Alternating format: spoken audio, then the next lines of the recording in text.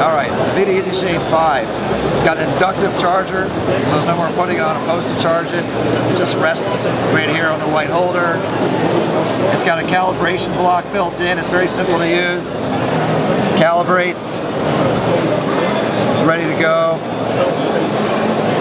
What's new with this unit is it's got a touch screen, so it's easy to scroll through options, settings, memory, setup, but the most basic use would be to select what you're going to be measuring.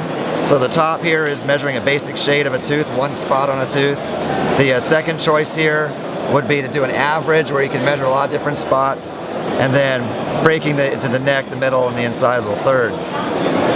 You can verify a restoration, whether you're in the lab for QC, or if you get a restoration back from the laboratory, before you seat it, you can make sure the shade matches what your prescription was. And so in this case, let's go ahead and measure a shade of a natural tooth. And what we would do is put this directly on the surface of the tooth.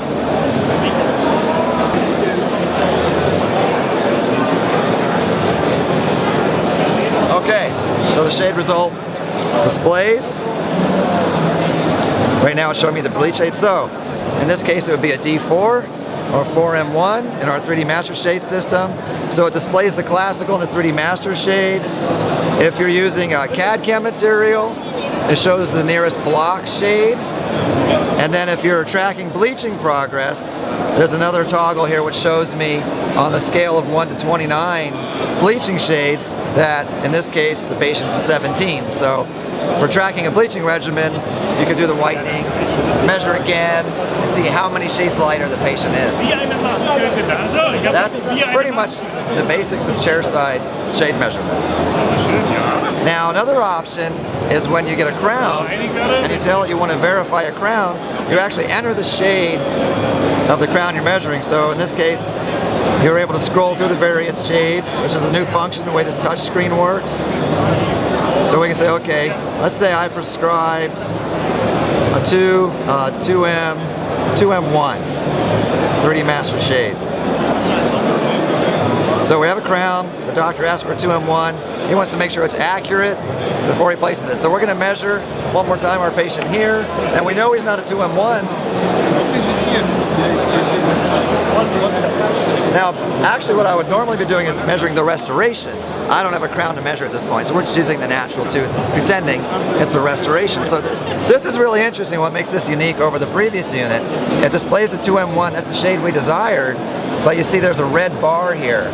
There's green, yellow, and red. Very intuitive. Green is go, yellow is A, watch out, and red is it's not a match. And now if I wanted to go a little deeper, as a technician or a dentist and find out why it didn't match, I've got my value, chroma, and hue. This is telling me the L, which is my value, that it's too dark, that the chroma is actually quite good. It's right in the middle here. And the hue is actually also quite good. It's a little bit too much toward the red of a natural tooth color. Maybe add a little bit more yellow to lighten it up and lighten up the value as well. So you can know, you know what to do when you're applying external stains or having a laboratory adjust. It tells you exactly what you need to do to correct it. It also has a new interesting display here. It says E, and that's delta E.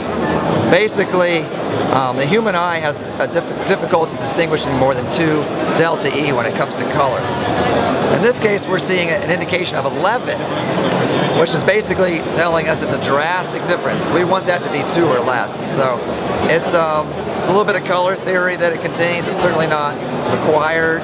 You don't really need to know everything about color theory to use the device, but it's very handy when you want to learn about external staining or redoing the shade. It gives you the opportunity to indicate exactly to the technician what went wrong. That's really it in a nutshell. One thing that's going to go live quite soon, though, is there's an app in the Play Store for Android devices where you can take a picture of the patient and then this can wirelessly transmit data through the app to the laboratory's cell phone or his Android-enabled mobile device. And what will appear on the mobile device is a picture of the patient's smile with the shade map indicated on it. So there'll be a circle and line, so it's a very quick easy way to communicate with your shade counterpart, the shade, and the picture of the smile.